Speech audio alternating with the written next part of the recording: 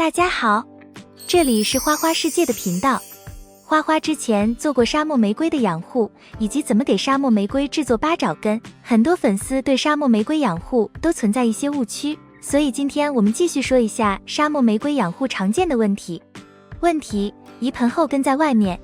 沙漠玫瑰移盆后，部分根须露在外面有没有影响？要看露在外面根须的数量。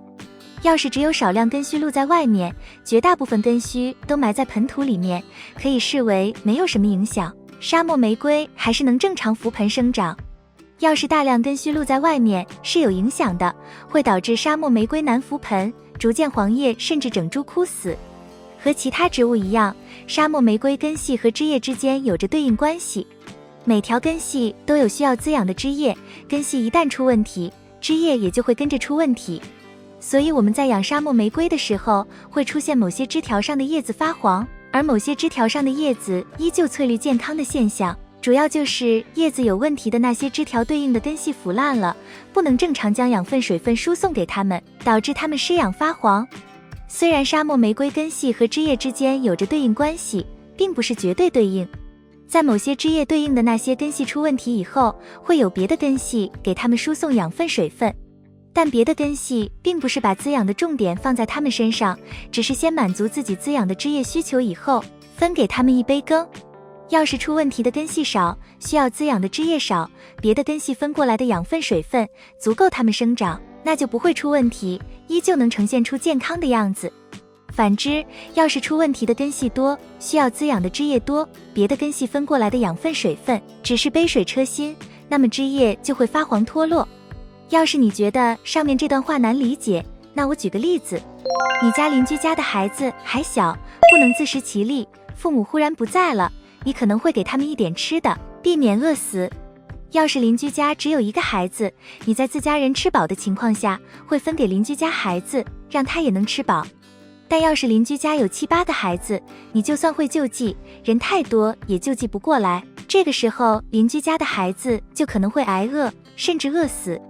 同理，沙漠玫瑰少量根系露在外面，不能正常吸收养分水分时，会有能正常工作的根系承担起它原来的工作，滋养那部分失养的枝叶，让整株都走在健康的道路上。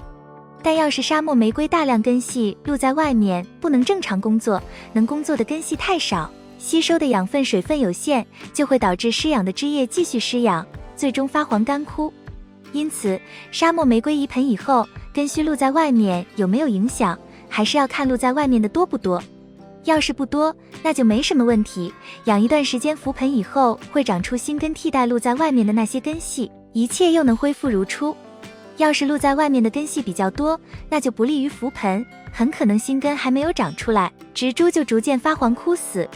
说到这里，是不是你也有同感？那就把影片转发给更多的花友吧。既然有这种问题，那么问题怎么解决呢？沙漠玫瑰根系露在外面而又不影响成活的方法，要是在栽种沙漠玫瑰的时候，不得不让部分根系露在外面，怎样保证植株成活？有2个方法可以解决这个难题。方法1，给露在外面的根系勤喷水。沙漠玫瑰栽种好以后，要是有部分原来栽种在土壤中的实生根露在外面，建议勤给露在外面的根系喷水，不要让它们干枯掉，保持鲜活状态。养一段时间，这些实生根就会变成气生根，依旧可以起到吸收水分和呼吸的作用，滋养其对应的枝叶。只要露在外面的根系不死，保持鲜活状态，沙漠玫瑰的枝叶也就没有问题。等扶盆以后，长出新的根系，所有的问题就都能解决。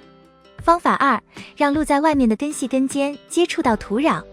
沙漠玫瑰栽种好以后，要是有部分实生根露在外面，当地空气湿度比较低，露在外面的根系有点多，可以在根部薄薄的覆盖一层土，让露在外面的根系根尖埋在土壤中，这样根尖能吸收养分水分，保持整条根系鲜活不干枯，枝叶也就不会出问题。等沙漠玫瑰扶盆长出新根以后，再把上面覆盖的土层清理掉，那些已经没用的根系露在外面就不会影响植株生长了。要是沙漠玫瑰已经在家里养了一段时间，适应了家里的环境，换盆时露在外面的根系多一点也没事，大部分依旧能正常扶盆。要是沙漠玫瑰是新买的，还没有适应家里的环境，换盆时露在外面的根系过多就不行，浮盆失败的几率很大。你的沙漠玫瑰的根系在不在外面呢？欢迎在评论区留言。如果你喜欢我的内容，请点赞、关注、转发给更多花友。感谢观看，感谢粉丝一直以来的喜欢和支持。最后我们欣赏一下沙漠玫瑰的种类，欢迎在评论区告诉花花你认识几种。